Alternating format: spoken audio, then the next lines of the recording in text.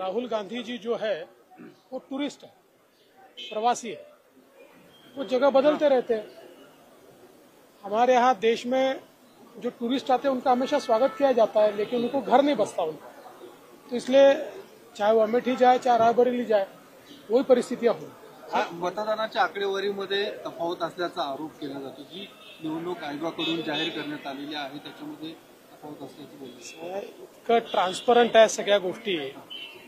आत्तापासून हारल्यावर काय काय बोलता येईल या संदर्भातले बहाणे शोधणं चाललेलं आहे। ईव्हीएमचा इश्यू झाला, तो सुप्रीम कोर्टाने निकाली काढून टाकला, म्हणून आता आकडेवारीतल्या तफावतीचा विषय चाललेला आहे। खरं म्हणजे मला असं वाटतं, असा रोंटीचा गेम खेळण्यापेक्षा लोकांमध्ये गेलं पाहिजे। सर, काल नरेंद्र मोदींनी TV9ला इंटरव्ह्यू दिला, अर्थात जोरदार म्हणजे प्रत्युत्तर देणार आहेत मोदीजींच्या या सभेला।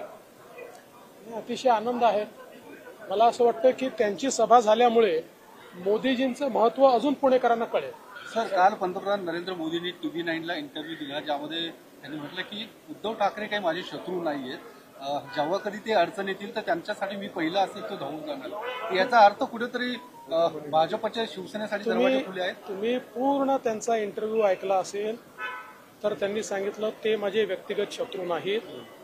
ते जेव्हा आजारी होते त्याही वेळी त्यांची विचारपूस मी करत होतो, आणि हे मला माहिती आहे। रेग्युलर त्यावेळी मोदीजी फोन करून काही मदत हवी आहे का, काय केलं पाहिजे या संदर्भात त्या ठिकाणी विचारपूस करत होते।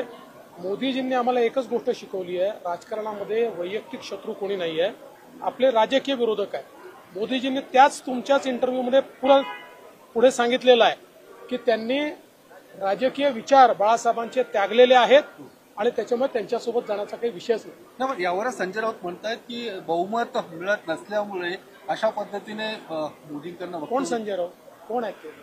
असले प्रश्न प्रवक्त्यांना विचारतो।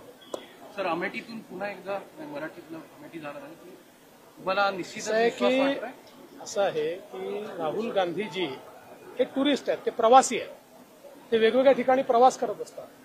आपल्या देशामध्ये टुरिस्ट आले, प्रवासी आले, पाहुणे आले, आपण त्यांचं स्वागत करतो, पण त्यांचं परमनंट घर नाही बसवत आपण। त्यामुळे त्या ठिकाणी स्वागत होईल, घर नाही बसू शकत।